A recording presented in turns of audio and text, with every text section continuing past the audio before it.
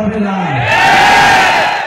মুন্সিগঞ্জ মহৎ মানুষদের জন্ম দেয়, প্রতিভাবান মানুষদেরকে জন্ম দেয়, প্রতিবাদী মানুষদেরকে জন্ম দেয়।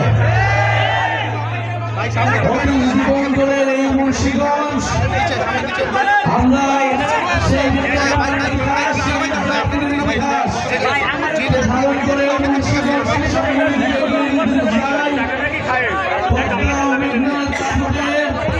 আমরা জানি নদী ভাঙন হচ্ছে, মুন্সিগঞ্জে প্রচুর মানুষ প্রতি মাসে জলবায়ু বাস্তু হচ্ছে, অবৈধভাবে বালু উত্তোলন হচ্ছে,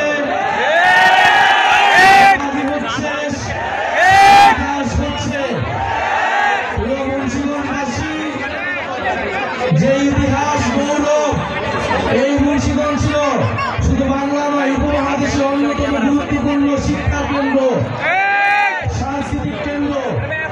আজকে মুন্সিগঞ্জের স্বাস্থ্য সেবার বেহাল দশার কথা আমরা জানি। ঢাকা লেভেল আছে হওয়া সত্ত্বেও যাতায়াত ব্যবস্থার বেহাল দশার কথা আমরা জানি। শিক্ষা এবং কর্মসংস্থানের দুর্গতি রয়েছে মুন্সিগঞ্জে, এটাও আমরা জানি। মুন্সিগঞ্জবাসী মুন্সিগঞ্জ মাথা উঁচু করে দাঁড়া হতে চায়। মুন্সিগঞ্জ সেই বিক্রমপুর, সেই ইসলামপুরের ঐতিহ্যকে ধারণ করে দাঁড় হতে চায়। প্রিয় মুন্সিগঞ্জবাসী, মুন্সিগঞ্জের তরুণ যুবকেরা, মুন্সিগঞ্জের আলেমেরা, নারী সমাজ, শ্রমিক জনতা লড়াই করেছিল মুন্সিগঞ্জবাসীকে আমরা জানাই সালাম। আমরা জানি সামনে আমাদের আরেকটি লড়াই আসতেছে, আমরা সেই লড়াইয়ের প্রস্তুতি নিচ্ছি।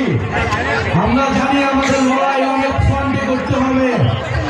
প্রিয় মুন্সিগঞ্জবাসী, সেই সাহসিকতার সাথে সামনে এই নতুন বাংলাদেশ নির্মাণের লড়াইয়ের সাথে থাকবে আমরা জানি। প্রিয় মুন্সিগঞ্জবাসী, আমরা আজকে আপনাদের কাছে ওয়াদা করতে এসেছি, ওয়াদা নিতে এসেছি। গোপালগঞ্জে হামলা চালানো হয়েছে, বাংলাদেশের আরো 10টা জায়গায় হামলা চালানো হবে, আমাদেরকে দমন করা যাবে না। মুন্সিগঞ্জবাসী, মুজিববাদের বিরুদ্ধে যে লড়াই, যে যুদ্ধ আমরা ঘোষণা করেছি গণ অভ্যুত্থানের মধ্য দিয়ে, ফ্যাসিবাদী ব্যবস্থা বিলোপের যে লড়াই আমরা শুরু করেছি, এই লড়াই সমাপ্ত না করে আমরা শেষ থামবো না।